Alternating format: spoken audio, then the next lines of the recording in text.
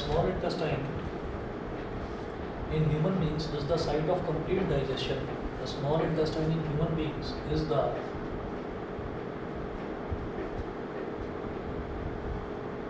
site of complete digestion.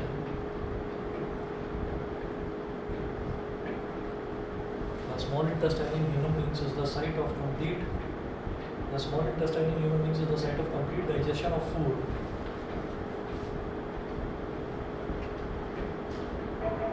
Is the site of complete digestion of food.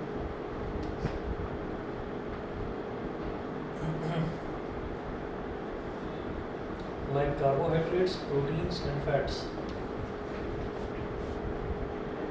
Like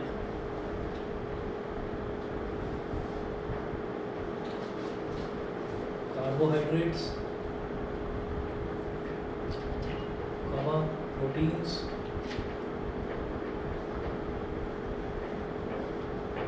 and fats. Like carbohydrates, proteins, and fats.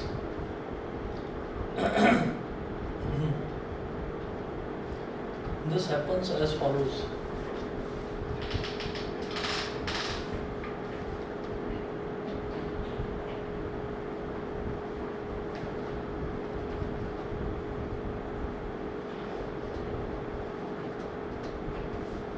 This happens as follows. पहले लिखेंगे A part, the small intestine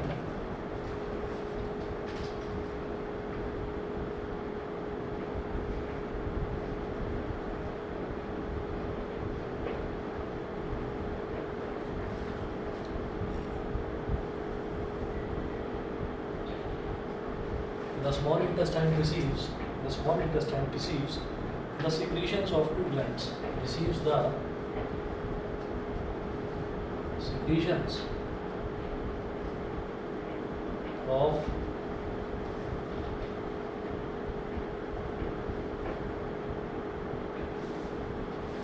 the small intestine receives the secretions of two glands. Colon, liver and pancreas. ये जो दो dot होते हैं इसका मतलब इसको बोलते हैं कॉलन. LIVER लिवर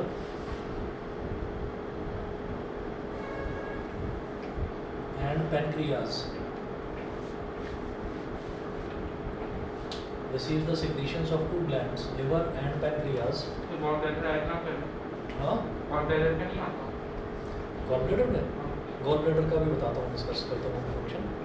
तो लिवर और पैनक्रियाज, इसमें क्या है कि जो स्मॉल इंटेस्टाइन है वो दो ग्लैंड्स के सिक्रीशंस को रिसीव करता है. एक तो लिवर में से जो भी सिक्रीट होती है, क्या सिक्रीट होती है वो आप देखेंगे, और पैनक्रियाज में से जो सिक्रीट होते हैं सब्सटेंस उसको वो रिसीव करता है स्मॉल इंटेस्टाइन. हम पहुँचे कहाँ पर हैं? हम माउथ के बाद इसोफेगस, इसोफेगस के बाद स्टमक. स्टमक के हमने क्या क्या वहाँ पर एंजाइम्स कैसे कैसे फंक्शन करते हैं वो देख लिया. हम स्टमक के बाद जो डाइजेस्टेड फूड है वो पहुँचेगा कहाँ पर? स्मॉल इंटेस्टाइन में. तो स्मॉल इंटेस्टाइन को कहाँ से क्या क्या सिक्रीशंस मिलेंगे वो हमको देखना है. तो small intestine receives the secretions of two glands, liver and pancreas. इन दो ग्लैंड्स के सिक्रीशन उसको मिलते हैं, लिवर का और पैनक्रियाज का. अब नोट करें, liver,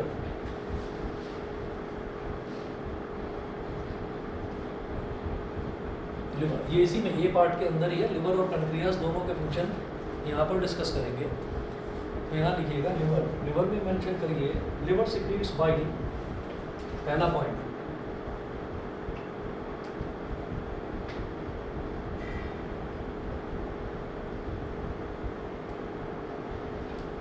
liver secretes bile, full stop. फिर लिखिएगा bile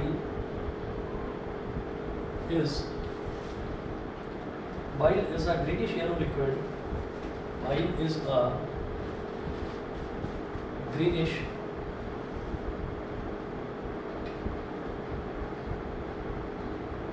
yellow.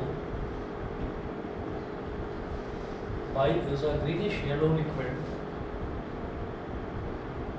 made in the liver.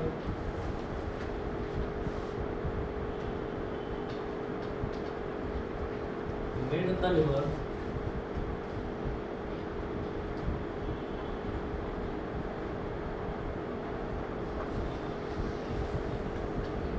which is usually stored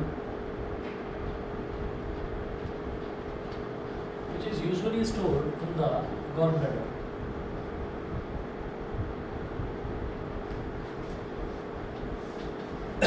Which is usually stored in the gallbladder. Full stop. Bile is alkaline. Next one लिखेंगे इसी में.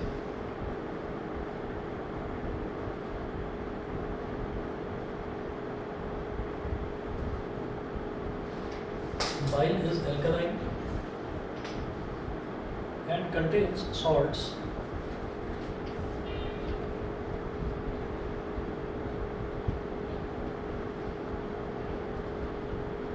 Bile is alkaline and contains salts which help to emulsify or break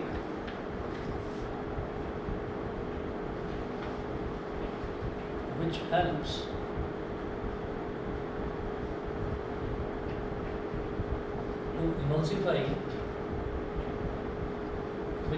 to emulsify or break the fats or lipids present in the food. Break the fats or lipids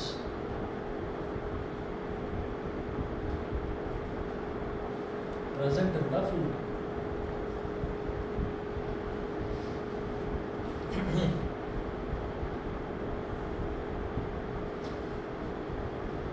Thus, bile performs two functions.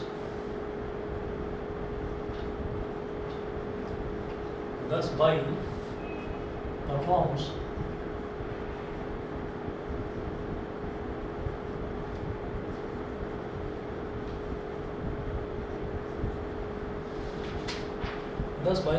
two functions. First function देखिएगा. Thus, bile performs two functions. First लिखिएगा. Makes the acidic food coming from the stomach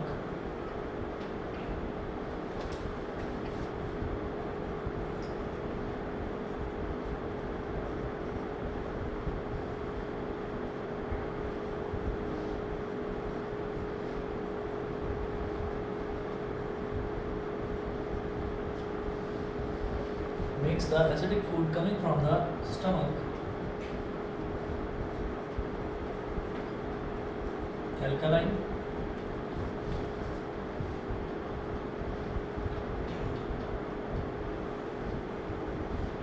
so that pancreatic enzymes can act on it.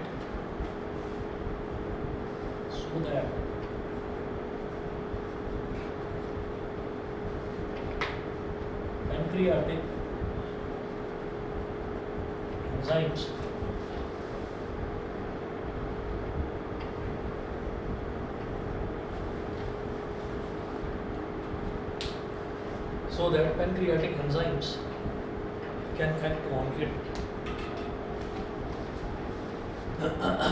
So that pancreatic enzymes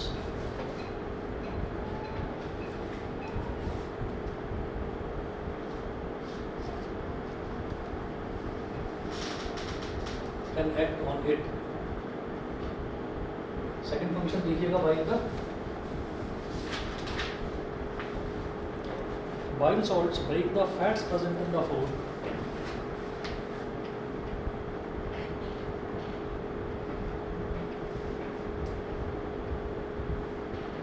Bile salts break the fats present in the food.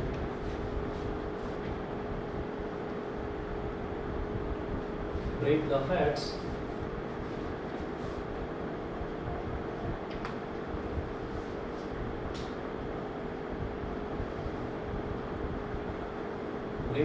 present in the food into small globules, making it easy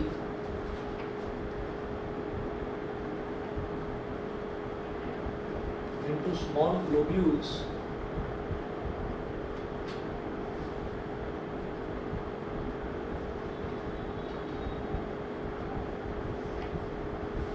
making it easy for the enzymes to act and digest them. Making it easy for the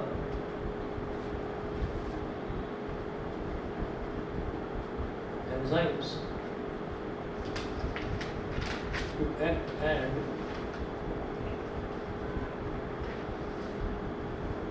Digest Digest the food into small globules, GLOBULES, छोटे छोटे टुकड़े,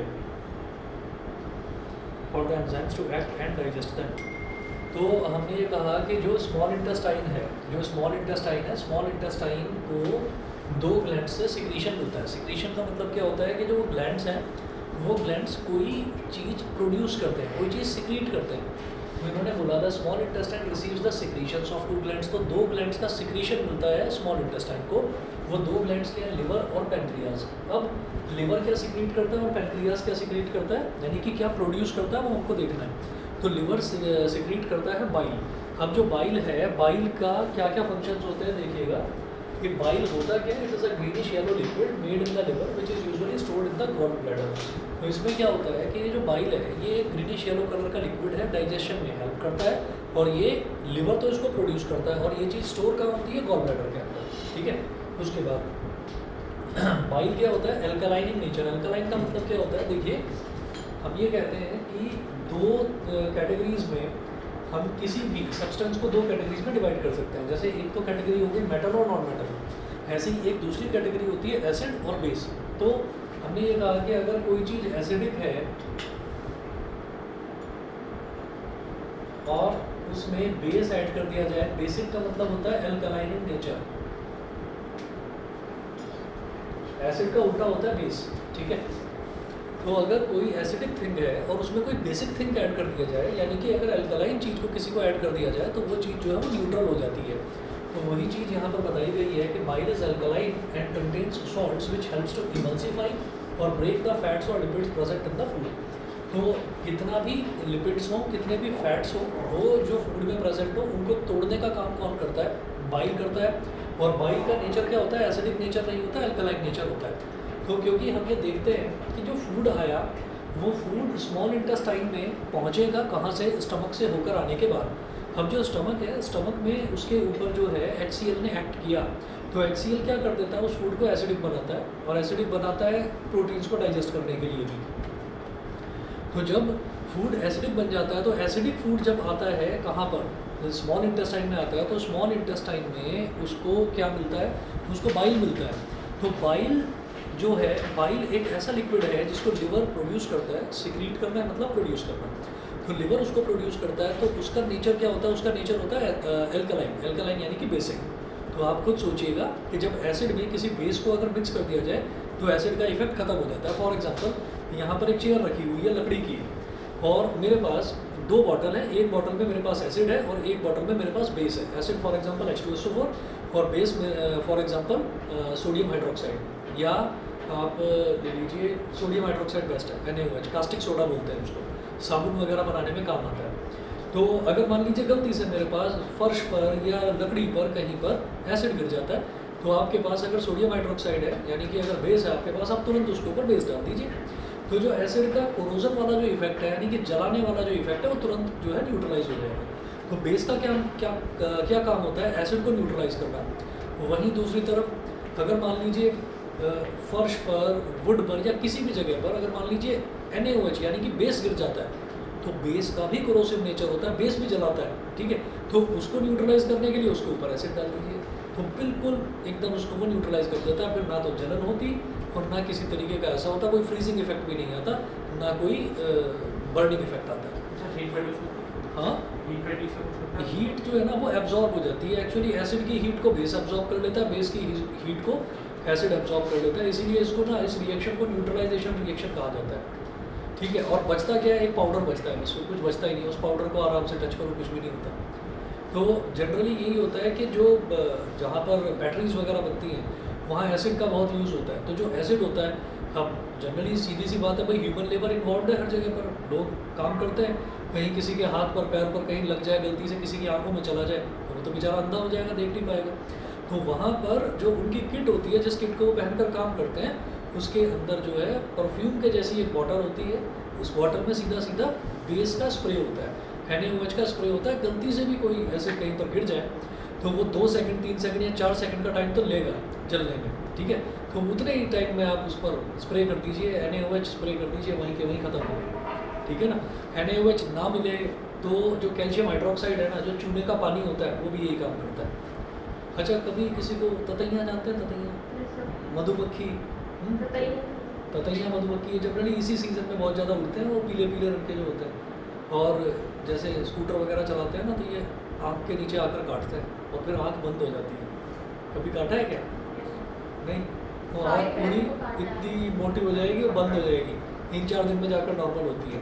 तो उसमें भी क्या करा जाता है कि वो जो लोहा लग रहा है। हाँ लोहा लग रहा है। हाँ, मैं बताता हूँ आपको कि वो ना बहुत अलग अलग तरीके की चीज़ें हैं, लेकिन सबसे आसान तरीका क्या है कि उस पर आप चूना लगा लीजिए, NaOH लगा लेंगे तो वहीं के वहीं वो सूजेगा भी नहीं। और जो उसका असर क्या होता है, वो जो एकदम से काटता है वो जलन होती है। वो जलन क्या है कि उसने एसिड एकदम से इंजेक्ट कर दिया आपको, है ना। तो जैसे ही वो एसिड इंजेक्ट करता है तो वो वहाँ पर ऐसे सूजन आ जाती है। वो जो एसिड होता है वो एसिड भी मीथेनॉइक एसिड होता है, तो वो इतना हार्मफुल नहीं होता कि पता चले स्किन को जला ही दिया वहाँ से, इतना हार्मफुल नहीं होता, मीथेनॉइक एसिड होता है। तो उसको न्यूट्रलाइज करने के लिए NaOH लगाते हैं। कोई पान की दुकान हो, वहाँ पर जाकर भैया फटाफट चूना दे दो, ततैये ने काटा है, वो चूना दे देंगे, उसको लगा दो, खत्म, ये हो जाता है। तो ये चीज़ होती है। अच्छा, अब बात करते हैं मधुमक्खी की, जो एंड स्टिंग, जो ये आपका मधुमक्खी को बोलते हैं हनी बी, और इसको बोलते हैं वास्प बोलते हैं इसको, जो ततैया होता है। तो मधुमक्खी जो इंजेक्ट करती है वो करती है बॉडी के अंदर बेस इंजेक्ट कर देती है, बेस।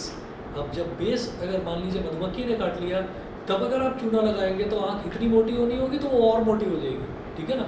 तो उस पर चूना नहीं लगाते। अगर मधुमक्खी काटती है तो क्या करते हैं, तब उस पर घर में अचार वगैरह होता है ना, अचार, वो अचार के अंदर एसिटिक एसिड होता है, बहुत इजीली मिल जाने वाला एसिड जो घरों में होता है वो अचार होता है। तो अचार लेकर और वो जहाँ पर भी उसने काटा वहाँ पर लगा लो,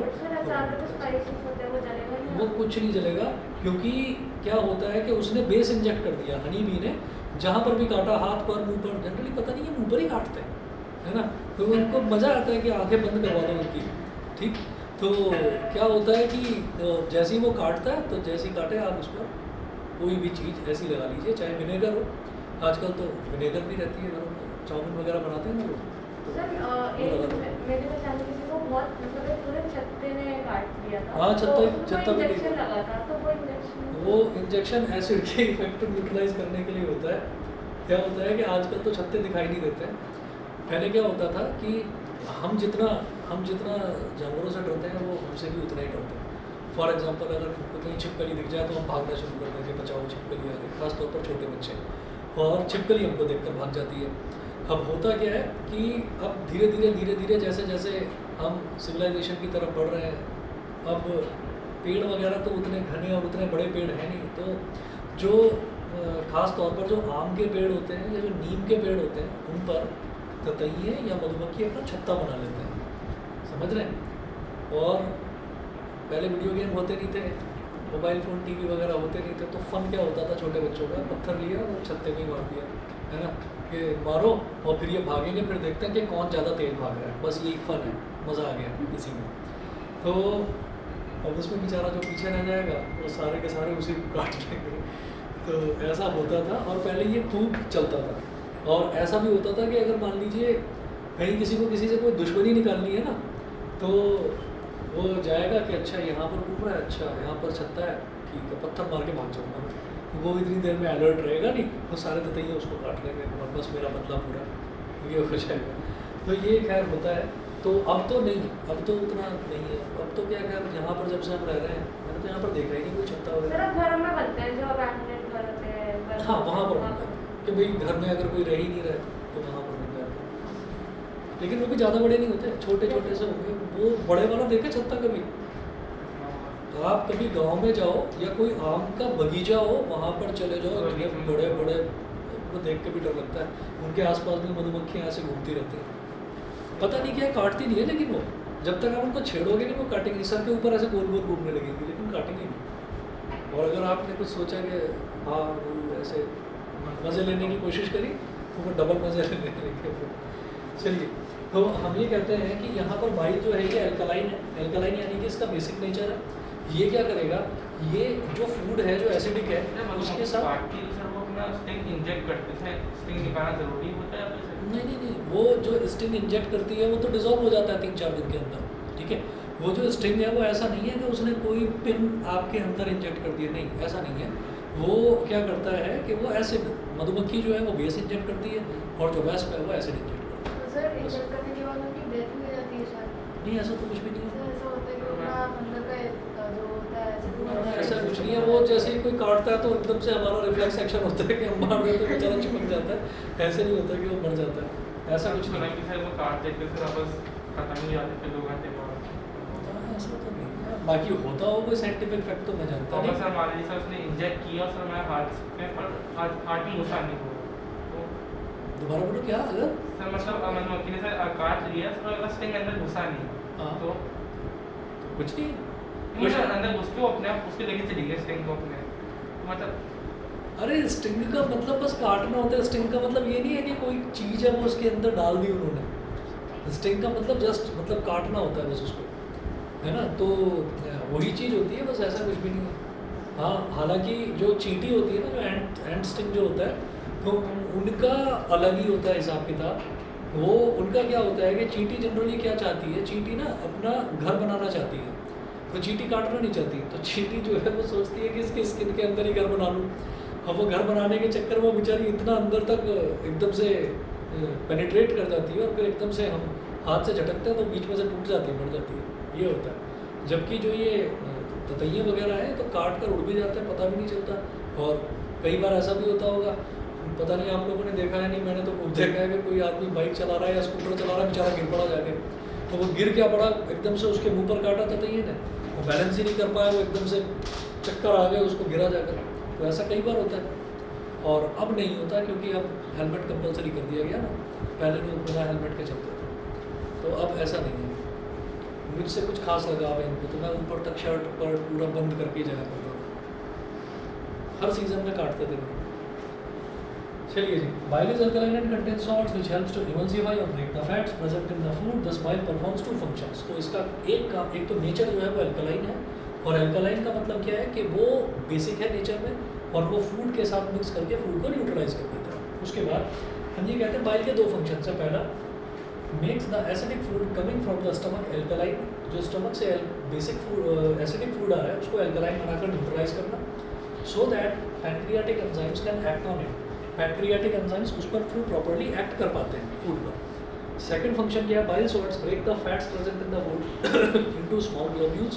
तो जो फैट होता है, फैट को छोटे छोटे टुकड़ों में डिवाइड करता है बाइल, और उससे होता क्या है कि उसको डाइजेस्ट करने में आसानी होती है, making it easy for the enzymes to act and digest.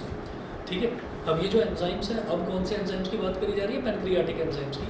तो जैसे हमने अभी लीवर का इतना सा फंक्शन देखा, और उसके बाद हम देखेंगे पैंक्रियास का। तो लीवर का काम सिर्फ और सिर्फ बाइल को सिक्रीट करना है। बाइल के 2 फंक्शंस हैं, एक तो फूड को एसिडिक बनाना, दूसरा फैट्स और लिपिड्स को स्मॉल स्मॉल ग्लोब्यूल्स में डिवाइड करना, so that pancreatic enzymes can act on them easily and digest करना। जो मच्छर काटते थे वो किस इंजेक्ट करते हैं फिर वो मामूली काटते हैं। मच्छर जो है एक तो ये जो है ना, हाँ मच्छर तो इंजेक्ट करता है। मच्छर क्या चीज़ इंजेक्ट करता है ये मेरे को मालूम नहीं। ब्लड तो वो लेता है, आई थिंक ब्लड को इन्फेक्ट करता है उसको, कोई चीज़ उसका सलाइवा होता है वो, उसका वो सलाइवा होता है, सही कह रहे हैं। उसमें स्वेलिंग भी होती है अब वो तो उस वजह से होती है ना कि हमने इचिंग वगैरह कर दी, Irritation। बस वो तो उसी वजह से होती है, वो सही कह रहे हैं, सलाइवा होता है। और वो सर ब्लड क्योंकि वो इनफेक्ट जैसे हमें कभी कभार डेंगू हो जाता है ना, तो वो उसी की वजह से होता है।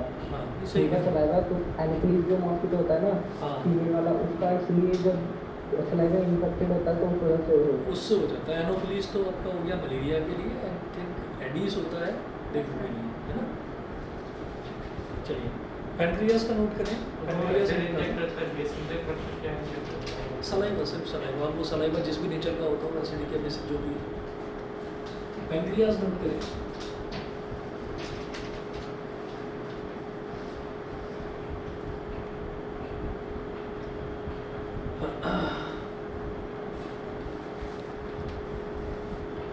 लिखिएगा, pancreas is a large gland which lies parallel to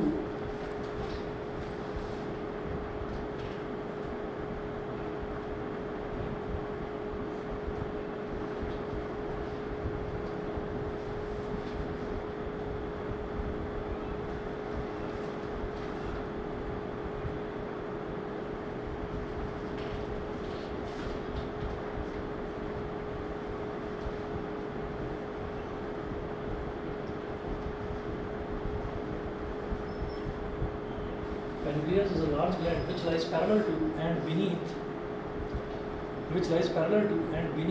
the stomach and beneath the stomach.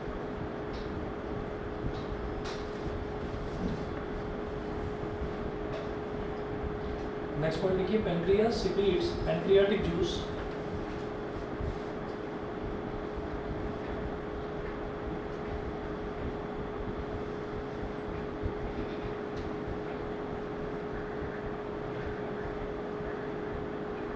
Pancreas secrete pancreatic juice.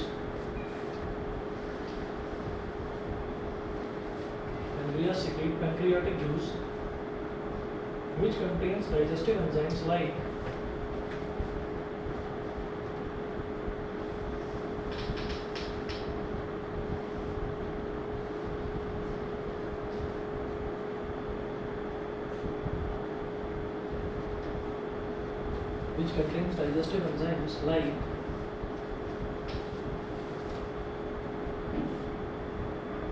pancreatic amylase, trypsin and lipase. Pancreatic amylase,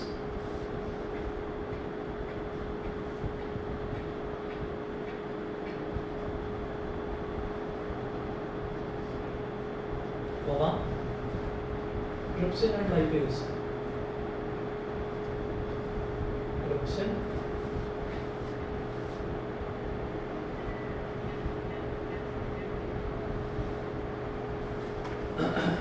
and lipase.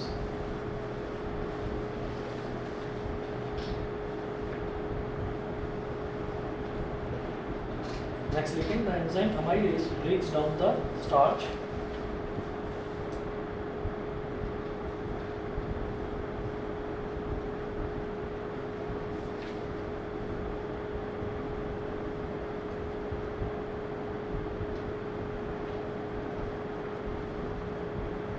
The enzyme amylase breaks down the starch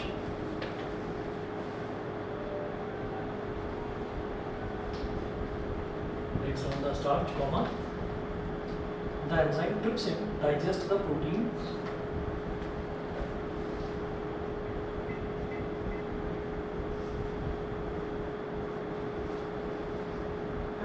pepsin protein को कम करता है, digest pepsin जो है वो proteins का digestion वहाँ पर start हो जाता है, और ये होता कहाँ पर है, स्टमक में होता है। तो स्टमक में ये बताया गया था कि यूजुअली जितना भी प्रोटीन है वो स्टमक में डाइजेस्ट हो जाता है, यूजुअली मतलब ज़्यादातर। जो बच जाता है वो फिर स्मॉल इंटेस्टाइन में आएगा, और स्मॉल इंटेस्टाइन में जो पेनक्रियाटिक जूस है, पेनक्रियाटिक जूस 3 तरीके के जो सिक्रीशंस करेगा, एक तो करेगा आपका अमाइलेज, एक ट्रिप्सिन और लाइपेज। तो जो बचा खुचा है, जो थोड़ा बहुत रह गया है, उसको ट्रिप्सिन कर देगा कंप्लीट। तो आप नोट करें, the enzyme trypsin digest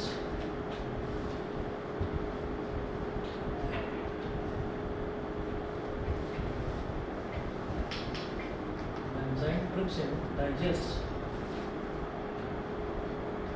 the proteins.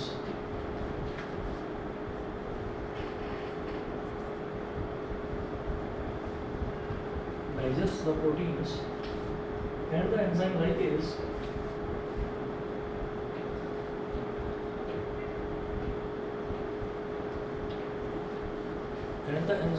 lipase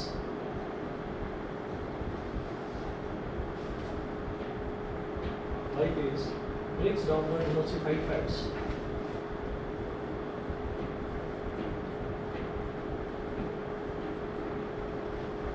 Breaks down the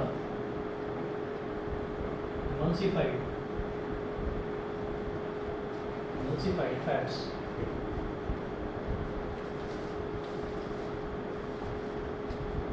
ठीक है, तो पेनक्रियाज का काम क्या है? Pancreas is a large gland which lies parallel to and beneath the stomach. Beneath का मतलब क्या है? जस्ट उसके नीचे और पैरेलल, स्टमक के नीचे जस्ट पैरेलल लाई करेगा। Pancreas secrete pancreatic juice which contains digestive enzymes. उसमें 3 तरीके के डाइजेस्टिव एंजाइम्स होते हैं जो पेनक्रियाज सिक्रीशन करता है, यानी कि जो वो जूसेस सिक्रीट करता है। क्या क्या होता है उसमें? पेनक्रियाटिक अमाइलेज होता है एक एंजाइम, दूसरा होता है ट्रिप्सिन और तीसरा होता है लाइपेज। अब अमाइलेज की बात करें तो अमाइलेज का क्या काम है? It breaks down the starch, ये सिर्फ स्टार्च को ब्रेक डाउन करता है। फिर जो ट्रिप्सिन है, ट्रिप्सिन क्या करता है? ये प्रोटीन्स को डाइजेस्ट करता है। और जो लाइपेज है it breaks down the emulsified fats. तो लाइपेज किसको मतलब डाइजेस्ट करेगा, किसको ब्रेक डाउन करेगा, फैट्स को। एमाइलेज किसको करेगा, स्टार्च को। और ट्रिप्सिन करेगा प्रोटीन्स को। इमल्सिफाइड क्या होता है? इमल्सिफाइड का होता है मतलब होता है मिक्स्ड फैट्स जो है मिक्स्ड विद समथिंग एल्स, किसी और चीज़ के साथ में मिक्स्ड। अच्छा, इसके बाद ये हमने सर जो गॉल ब्लैडर का ऑपरेशन होता है उसमें जैसे निकाल भी देते हैं गॉल ब्लैडर, तो सर उससे इफेक्ट भी नहीं पड़ता बॉडी पे? असल में ये होता है कि बॉडी जो है बॉडी चेंजेस को, बॉडी का एक ऐसा काम है कि बॉडी ना चेंजेस को बहुत जल्दी अडेप्ट करती है। फॉर एग्जांपल, अगर आप सभी को कोरोना वैक्सीन लग चुकी है ना, तो जो कोरोना की वैक्सीन है वो कोरोना की वैक्सीन में कभी भी आप ये देखें कि खास तौर पर जो वैक्सीन होती है, वैक्सीन में बॉडी के अंदर क्या कोई दवाई डाली जाती है, क्या करा जाता है? सर डेड वो लिया जाता है वैक्सीन डेड वायरस लिए जाते हैं और किसके लिए जाएंगे, जिसकी भी वो दवा होगी उसी के वायरस। ठीक है, तो अगर मान लीजिए कोरोना वायरस है, तो कोरोना वायरस में अगर उसकी वैक्सीन डेवलप हुई है तो उसके अंदर डेड कोरोना वायरस ही बॉडी के अंदर डाल दिया जाता है। अब वो जो वायरस डाल दिया जाता है वो इस वजह से डाला जाता है कि आपकी बॉडी इस टाइम बिल्कुल फिट है और पहले से ही आपसे पूछ लिया जाता है कि अभी हाल फिलहाल आप बीमार तो नहीं पड़े थे, तो आप कह देते हो कि नहीं बीमार नहीं पड़े थे, तो फिर वो आपको वैक्सीन लगा देते हैं।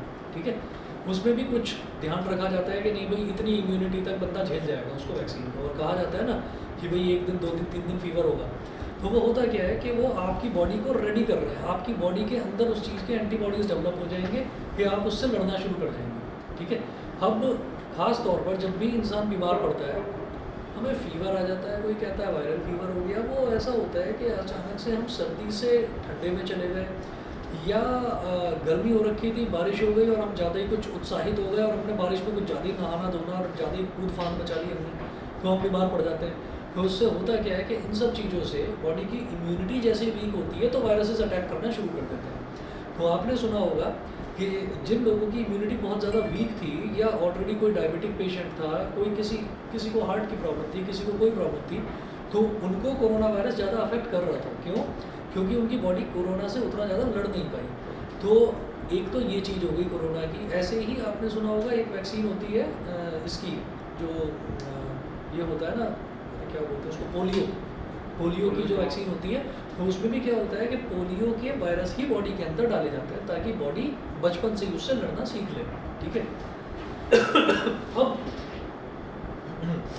अब बात ये करी जा रही है कि जैसे कोई भी चीज़ है, मान लीजिए गॉल ब्लैडर है, तो गॉल ब्लैडर बॉडी के अंदर नहीं है, तो धीरे धीरे कुछ टाइम तक बॉडी को आदत होती है कि लिवर जो है वो बाइल जूस सिक्रीट करेगा और वो जो बाइल जूस है वो सारा का सारा गॉल ब्लैडर में इकट्ठा हो जाएगा। अब उसको गॉल ब्लैडर ही नहीं मिल रहा है तो वो उतना सिक्रीट करेगा ही। तो धीरे धीरे जैसे हमारी बॉडी किसी वायरस से लड़ना सीख जाती है, इसी तरह से बॉडी जो है वो धीरे धीरे क्या करती है कि जैसे लिवर ने बाइल जूस सिक्रीट करा, उसको गॉल ब्लैडर मिल ही नहीं रहा है, तो वो क्या करेगा कि वो उसको अपने तक ही लिमिटेड रखेगा, वो उसको सिक्रीट करेगा ही नहीं। तो उसमें क्या होता है कि उसमें डाइजेशन का जो प्रोसेस है वो थोड़ा लंबा खिंच जाता है। और हमेशा जिस भी बंदे का गॉल ब्लैडर का ऑपरेशन होता है कि गॉल ब्लैडर निकाल लिया जाता है, तो उसको ये बोला जाता है कि एक तो आप खाना खाने के बाद टहलेंगे ज़रूर, और दूसरा आप ज़्यादा तला भुना चिकनाई वाला नहीं खाएंगे, ये बोला जाता है। क्यों? क्योंकि ये जो तला भुना चिकनाई वाला है यानी कि ये इमल्सिफाइड फैट्स हैं, तो इमल्सिफाइड फैट को डाइजेस्ट करना काफ़ी टफ होता है, बहुत देर से डाइजेस्ट होता है। तो आप ये देखिएगा कि उस चीज़ में जो लिवर है वो लिवर तभी बाइल जूस सिक्रीट करेगा, और वो बाइल जूस जो वो तभी जो स्टमक से जो भी डाइजेस्टेड आइटम आता रहेगा तो वो तभी उस पर एक्ट करता रहेगा। तो आप ये सोचिए कि एक तरफ क्या है कि एक चीज़ तभी बनी तभी यूटिलाइज हो गई, तभी बनी तभी यूटिलाइज हो गई, तो इस प्रोसेस में थोड़ा टाइम ज़्यादा लगता है।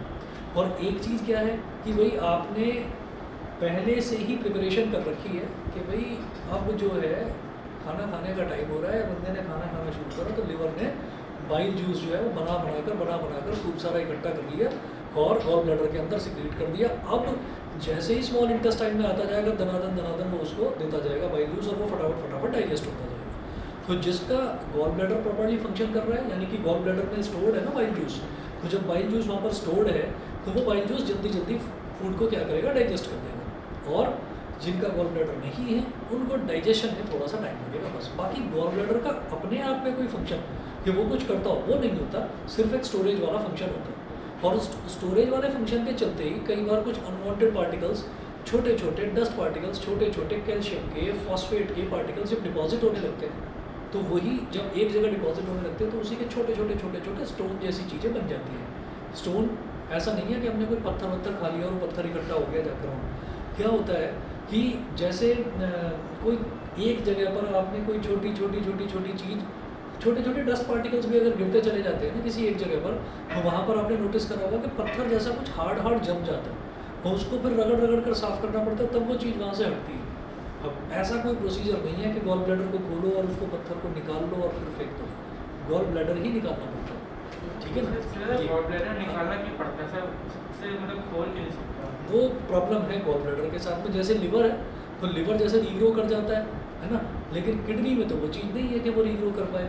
तो किडनी में अगर स्टोन गलती से पहुंच जाता है, क्योंकि किडनी में जो है वो प्यूरिफिकेशन का प्रोसेस होता है, तो वहाँ पर गलती से अगर स्टोन पहुंच जाता है तो किडनी में से स्टोन निकालना पॉसिबल है, थ्रू ऑपरेशन निकालना पॉसिबल है, लेकिन गॉल ब्लैडर को खोल कर उसके अंदर से स्टोन निकालना पॉसिबल नहीं है। गॉल ब्लैडर ही डैमेज हो जाता है, तो जब वो चीज़ डैमेज हो जाती है तो इसलिए उसको निकालना ही ज़्यादा बेटर ऑप्शन होता है। और निकला हुआ देखा है गॉल ब्लैडर, कभी वीडियो वगैरह में देखना, ऐसा होता है जैसे पतला सा एक बलून सा हो, बहुत पतला सा छोटा सा बलून सा लगता है, जैसे फिगर में दिखाते हैं ना इतना बड़ा है गॉल ब्लैडर, तो वो इतना बड़ा होता नहीं है, छोटा सा वो बलून सा होता है। जो निकाल लेते हैं तो वो एकदम ऐसा होता है जैसे बलून एकदम से श्रिंक कर गया और पिचक गया, ऐसा होता है।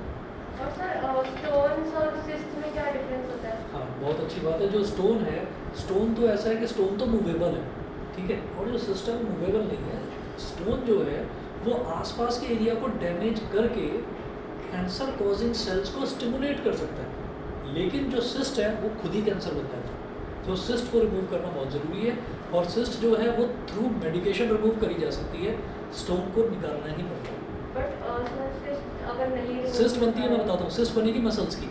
सिस्ट क्या है कि फुंसी होती है ना, फुंसी फोड़ा चेहरे पर कहीं निकल आता है, तो उसको आप एक सिस्ट का छोटा भाई बहन समझ सकते हो, ठीक है। और जो पत्थर है, जो स्टोन है, stone is like stone only, कि उसको अगर आप ऐसे फेंक कर मारोगे ना तो टन टन उस स्टोन वाली आवाज़ आएगी, ये होता है।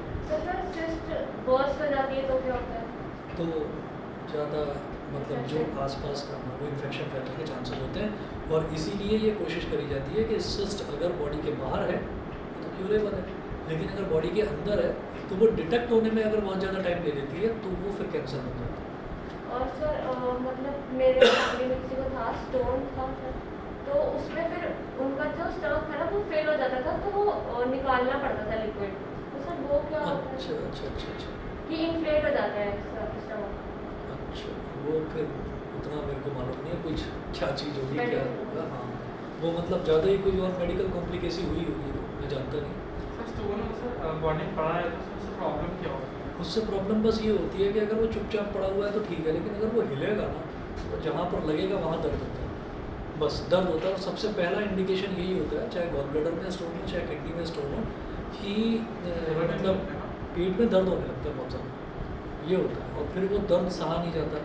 फिर जब अल्ट्रासाउंड वगैरह में ऐसे नॉर्मली हम बैठे हुए हैं तो बहुत लोग कहते हैं ना कि आपको साल में एक बार अपना मेडिकल चेकअप करा लेना चाहिए, तभी हमारे दिमाग में आता है मैं ठीक तो हूँ, क्यों कराऊँ मेडिकल चेकअप, तो कोई कराता ही नहीं है।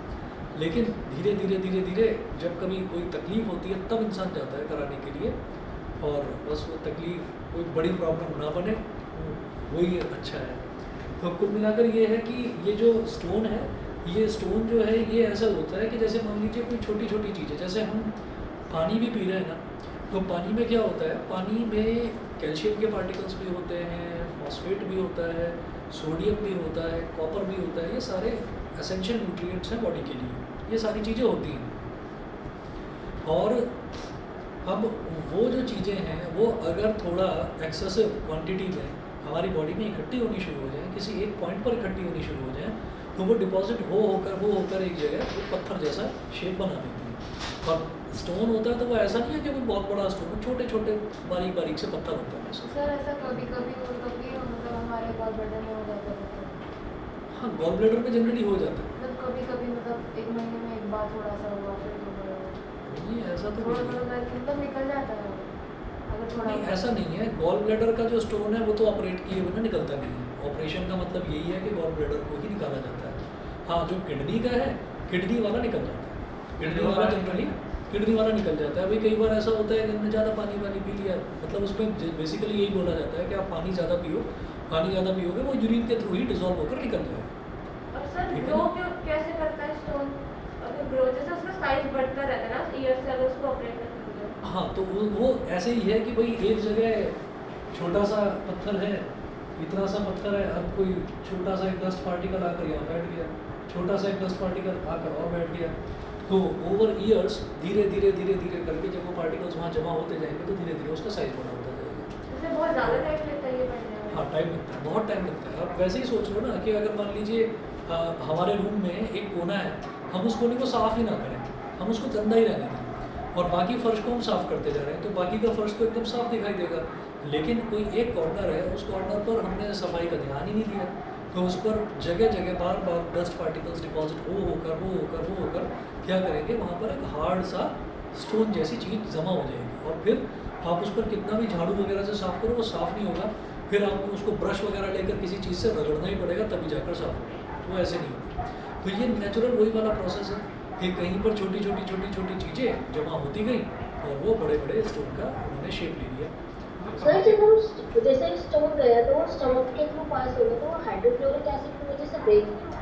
बिल्कुल सही बात है, वो ब्रेक होना चाहिए, लेकिन क्या है कि कुछ पार्टिकल्स ब्रेक हो गए, कुछ पार्टिकल्स ब्रेक नहीं हो पाए, तो ये इसीलिए एक बहुत स्लो प्रोसेस है और जनरली कम एज में तो होता भी नहीं है। मतलब न जाने कितने सालों से, जैसे मान लीजिए किसी की एज 20 ईयर्स है, फिर धीरे धीरे और एज बढ़ी, 30 ईयर्स हो गई, फिर 40 हो गई, फिर 50 हो गई, तो होता क्या है कि जनरली 50 ईयर्स के बाद में जाकर ये छोटी छोटी इस तरीके की प्रॉब्लम्स डिटेक्ट होने लगती है बॉडी में कि भाई आपने बचपन से लेकर और अब तक जितना भी पानी पिया है उसमें छोटा छोटा डस्ट पार्टिकल इकट्ठा होता गया और अब जाकर उसने स्टोन की शेप ले ली है। ठीक है, तो ये वो चीज़ है और कुछ नहीं, समझ रहे हैं? ऐसा भी होता है कि सर एक बार से स्टोन रिमूव हो गया फिर वापस आ गया हो। हाँ, ऐसा भी होता है, ऐसा भी होता है और इसीलिए जो गॉल ब्लैडर है ना, गॉल ब्लैडर में रिकरेंस के चांसेस बहुत ज़्यादा होते हैं, तो इस वजह से गॉल ब्लैडर को ही निकाल दिया जाता है। कई बार अपेंडिक्स में भी हो जाता है स्टोन, है ना, तो इसीलिए अपेंडिक्स को भी निकाल दिया जाता है। शुक्र करो हार्ट वार्ट में नहीं होता ये स्टोन, पता चले हार्ट ही निकाल दिया, आज ही खत्म हो गया। सर कार्डियक अरेस्ट और हार्ट अटैक में क्या डिफरेंस है? कुछ नहीं, सिनोनिम है एक दूसरे के। और सर जो कार्डियक होता है ना, कार्डियक क्या है कि कार्डियक मसल्स हैं, वो मसल्स हैं जिन मसल्स से हार्ट बना हुआ है। हार्ट बेसिकली है क्या, मसल से ही तो बना हुआ है ना, और वो एक्सपैंड करता है और कॉन्ट्रैक्ट करता है, एक्सपैंड और कॉन्ट्रैक्ट, जो उसकी पंपिंग होती है। तो कार्डियक अरेस्ट का मतलब ये है कि मतलब कार्डियक ने आपको, जो आपकी कार्डियक मसल्स हैं उन्होंने आपको अरेस्ट कर लिया है। और हार्ट अटैक का मतलब क्या है कि your heart is under attack, जिसका मतलब क्या है कि हार्ट पर किसी कुछ मतलब दिक्कत हुई है जो हार्ट ने चलना ढंग से बंद कर दिया है। हार्ट अटैक होता है, अटैक ऐसे कोलेस्ट्रॉल घुस जाते हैं क्या?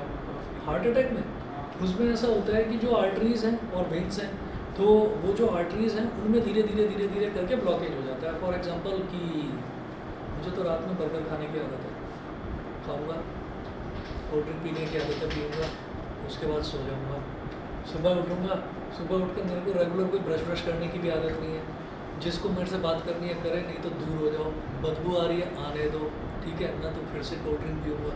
तो कई लोग होते हैं ना, वो कोल्ड ड्रिंक, बर्गर और ये उल्टी सीधी चीज़ें चलती रहती हैं। खाना खाया, खाना खाने के बाद सीधा पानी पी लिया, ठीक है, तो इनडाइजेशन की प्रॉब्लम। तो इसमें ये जो बहुत सारी चीज़ें होती हैं ना, इससे बॉडी में धीरे धीरे कोलेस्ट्रॉल लेवल बढ़ने लगता है। और कोलेस्ट्रॉल लेवल जब बढ़ने लगता है तो जो हमारी आर्टरीज़ हैं, उन आर्टरीज़ में धीरे धीरे जो उनके कॉर्नर्स हैं उसमें फैट के जो मॉलिक्यूल्स हैं वो इकट्ठे होने शुरू हो जाते हैं। तो ब्लड को जितना रास्ता चाहिए फ्लो होने के लिए उतना रास्ता मिल नहीं पाता। अब आप ऐसे ही सोचिए कि एक पंप है और उस पंप में से लगातार पानी निकलता जा रहा है, और जो ट्यूब है, आप उस ट्यूब के अंदर कचरा इकट्ठा होता जा रहा है, उस ट्यूब के अंदर कचरा इकट्ठा होता जा रहा है, और वो जो कचरा इकट्ठा हो रहा है उसकी वजह से हो क्या रहा है कि ब्लड प्रॉपर्ली फ्लो नहीं हो पा रहा। ठीक है, तो आपने देखा भी होगा कि जो स्पोर्ट्समैन होते हैं जनरली उनको तो होता नहीं है। ठीक है, आजकल होने लगा है स्पोर्ट्समैन को भी, लोग जिम में भी मर जाते हैं आजकल, क्योंकि उनको क्या होता है ना, बॉडी बनाने के लिए पहले जाके वो इंजेक्शन लगाते हैं बॉडी के अंदर, इंजेक्शन लगाकर पहले जो है मेरी मसल्स फूलनी चाहिए बस, तो वो आजकल होने लगा है। तो ये जो चीज़ें हैं इन चीज़ों का सीधा सीधा जो मीनिंग है वो इस चीज़ से निकल के आता है कि जैसे मान लीजिए लैक ऑफ एक्सरसाइज है इसका मेन रीज़न, कि हमें एक्सरसाइज जरूर करनी चाहिए। और एक्सरसाइज करने से क्या होता है कि जो ब्लड है ना वो प्रॉपर फ्लो होना शुरू हो जाता है। क्यों हंसी आ रही है? फैक्ट बताया मैंने आपको, फैक्ट बताया ये आप अभी चले जाओ, अभी कितना तुम्हारी एज 15-16 है ना, ये तो एज है, चले जाओ तो जैसे तुम जाओगे तो वहाँ पर ऐसे देखेंगे तुमको, अच्छा फिर ऐसे कोई देखेगा कोई, फिर ऐसे देखकर थोड़ा अपनी बॉडी वॉडी देखना शुरू करेगा, फिर दोबारा देखेगा, ऐसे ऐसे गर्दन हिलाकर फिर उधर चला जाएगा, भैया भैया एक मिनट आप मेरे को देख रहे थे ना, आप देख रहे थे, हाँ हाँ मैं देख रहा हूँ, भैया आपने ऐसे ऐसे करा, क्या क्या कुछ प्रॉब्लम है? यार तेरा कुछ हो नहीं सकता, कुछ बनेगा नहीं यार तेरा, बनेगा नहीं मतलब क्या नहीं बनेगा, तेरी बॉडी वॉडी नहीं बन सकती। तो वो सबसे पहले वो आपको वो इंजेक्शन कुछ दे देंगे उल्टा सीधा, और आप बच्चे हैं आपको पता भी नहीं चलेगा, वो उल्टे सीधी किसी ड्रग्स वगैरह की लत में और डाल देंगे और ये कह देंगे कि ये खा और तभी बॉडी बनेगी। सलमान को देख, ऋतिक को देख, ऐसे ऐसे एग्जाम्पल देने लगेंगे। और मतलब जो आप लोग हैं मतलब इतने 10th क्लास में अभी धीरे धीरे आकर 11th में जाएंगे, 12th में जाएंगे, तो जो पढ़े लिखे इंटेलिजेंट बच्चे हैं उन तक का बेवकूफ़ बना देते हैं वो लोग, और सिर्फ अपने थोड़ा सा पैसा कमाने के लिए, उनको मतलब नहीं है आपकी बॉडी से।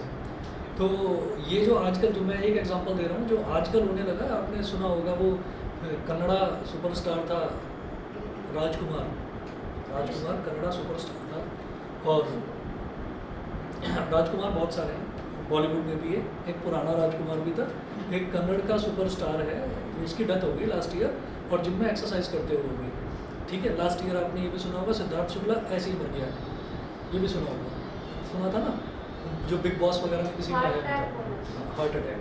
तो ये जो सारी चीज़ें हैं ये कहीं ना कहीं मतलब गलत रास्ते से अगर आप अपनी सेहत बनाने की कोशिश कर रहे हो कि कैसे भी करके बस दारा सिंह जैसा दिखना शुरू हो, कैसे भी करके बस हल्क बन जाऊँ मैं एक दिन, वो क्या होता है वो उसको गुस्सा आया और एकदम से शर्ट फट गई और बॉडी बन गई उसकी। तो वो जो चीज़ें हैं ना वो इंसान को कहीं ना कहीं पागल बना देती हैं, और उसमें है क्या कि अल्टीमेटली असर जो है वो ब्लड पर और हार्ट पर ही होता है असर। तो कुल मिलाकर जो मैं आपको समझाना चाह रहा हूँ वो ये है कि अगर आप एक्सरसाइज करते हैं, खूब अच्छे से एक्सरसाइज करते हैं, और जो नेचुरल आपको खाने पीने को जो आप घर में खाते हैं वो आप नेचुरली खाते हैं कायदे से, ये नहीं कि उल्टा सीधा जंक फूड कबाड़ा, तो वो नहीं खाते, कबाड़ा ही कहते हैं इसको, वो फालतू की चीज़ है ना, फ्रेंच फ्राइज खानी है उनको, ठीक है। चीज़ डिप क्या होता है, वो चीज़ में डिप करके खाते हैं, तो उसको होता है ना वो क्या, गार्लिक ब्रेड को चीज़ में डिप करके खाना है, तो वो किस चीज़ का बन रहा है और कहाँ से बन के आ रहा है वो आप सोचते भी नहीं होंगे, ठीक है, बस स्वाद आ रहा है, मज़ा आ रहा है। और सर ऐसे बीपी हाई होने से हार्ट अटैक कैसे होता है कि हॉरर मूवी बीपी हाई होने का मतलब यही तो है कि जो ब्लड का प्रेशर है, जो ब्लड का प्रेशर है वो ब्लड का प्रेशर ज़्यादा बढ़ रहा है। कैसे बढ़ रहा है, पंप है कोई भी, उस पंप में से पानी निकल रहा है और आपने ट्यूब के आगे हाथ लगा लिया है ना, अब ट्यूब तो फटी जाएगी, निकलने के लिए जगह ही नहीं दे रहे हो। या फिर आपने कहा कि नहीं थोड़ा सा मेरे को ना अपनी गाड़ी या स्कूटर वगैरह धोना है, तो आपने कहा कि चलो छोटा सा नोजल, छोटा सा रास्ता खोल देता हूँ, थोड़ी दबा देता हूँ उसको ट्यूब को, वो पानी तेज़ी से निकलने लगता है ना, कचरा वचरा साफ हो जाता है उसका। तो वो तो खैर सिंथेटिक चीज़ है। अब अगर वही एक्सपेरिमेंट हमारे हार्ट के साथ होने लगे कि भाई उसको निकलने के लिए, ब्लड को निकलने के लिए वेन्स को जितनी जगह चाहिए उतनी जगह मिल ही नहीं पा रही है, तो होगा क्या, जो वेन्स हैं, जो आर्टरीज हैं, ऊपर लोड पड़ेगा, और जब लोड पड़ेगा तो फिर हार्ट पर लोड पड़ेगा, फिर दर्द होगा तो आदमी श्रिंक होता चला जाएगा और धीरे धीरे फेंट हो जाएगा। बट सर जैसे बहुत न्यूज़ आती है कि हॉरर मूवी देखते देखते हार्ट अटैक आ गया, तो सर उसमें थोड़ी ना कोई प्रेस कर रहा होगा ट्यूब, उसमें कोई प्रेस करने की बात नहीं है, उसमें ये है कि आपका जो हार्ट है उसके आपके हार्ट को बहुत ज़्यादा एक्सपैंड होने की और कॉन्ट्रैक्ट होने की आदत ही नहीं है, बिकॉज यू नेवर एक्सरसाइज, आप एक्सरसाइज करते ही नहीं है, महीनों बीत गए, सालों बीत गए, आपको पता ही नहीं है पसीना होता क्या है, गर्मी हो गई एसी चला लिया, ठीक है, सर्दी हो गई तो हीटर ऑन कर लिया, तो आपको ये पता ही नहीं है कि एक्सरसाइज होती क्या है। तो जब हम एक्सरसाइज करेंगे ही नहीं तो हमारे हार्ट को नॉर्मली थोड़ा सा एक्सपैंड होगा, थोड़ा सा कॉन्ट्रैक्ट होगा, और जब हम एक्सरसाइज करेंगे तो वाल्व्स खुलेंगी, आर्टरीज खुलेंगी और ब्लड का प्रॉपर फ्लो होगा। तो वो जो चीज़ है उस चीज़ की हमको आदत ही नहीं थी, अब पता चला पहुँच गया एकदम से हॉरर मूवी देखने, और हॉरर मूवी देखकर हार्ट ब्लड का फ्लो इतना तेज हो गया कि वो आदत ही नहीं थी ना, इस वजह से। कभी दौड़ने की आदत नहीं है और अचानक कोई पागल कुत्ता पीछे पड़ जाए तो एकदम भागेंगे हम पागलों की तरह। थोड़ी देर बाद ये होगा कि या तो मैं मर ही जाऊँगा, भाई तू ही काट ले। तभी दौड़ते दौड़ते दिमाग में आएगा भाई काट ले, चल इंजेक्शन लगवा लूँगा। तो यही चीज़ें आती मन में। तो कुल मिलाकर कहानी ये है कि जो आपने टॉपिक से डेविएट होकर मैं पेनक्रियास से आगे बढ़ नहीं पाया, हार्ट तक पहुंच गए हो, तो आपकी क्यूरियोसिटी ये बता रही है कि आप लोगों को सबको हार्ट के बारे में जानने की बड़ी उत्सुकता है। तो एक चीज़ याद रखिएगा, अब थोड़ा सा मौसम ठीक हो जाए तो थोड़ा एक्सरसाइज वगैरह भी किया करें। सर एक्सरसाइज सर करना इसलिए ज़रूरी है, पसीना निकलता है सर मसल्स दोनों चीज़ें होती हैं, अगर दोनों चीज़ें होती हैं स्किन के लिए। हाँ, सर पसीना निकले तो पसीना ना निकले तो पसीना से मतलब एक्सरसाइज ना करे से पसीना निकले वो भी ठीक है, वो भी ठीक है भाई। अगर पसीना निकल रहा है वो स्वेटिंग से निकलता है, लेकिन अगर आप एक्सरसाइज कर रहे हैं तो बहुत सारे पर्पस सॉल्व हो रहे हैं। स्किन के लिए अच्छा है, हार्ट के लिए अच्छा है, ब्लड के लिए अच्छा है, हर चीज़ के लिए अच्छा ही अच्छा है। अच्छा मसल क्रैम्प में क्या होता है सर? किसमें? मसल क्रैम्प्स में होता क्या है सर? उसमें ये है कि आपने पानी नहीं पिया ढंग से, बॉडी में डिहाइड्रेशन हो गया। अब जितना मसल्स को पानी चाहिए था उतना पानी मिला नहीं, तो वो कॉन्ट्रैक्ट होना शुरू हो जाती है। जब कॉन्ट्रैक्ट होती है तो दर्द होता है बहुत बुरी तरह से।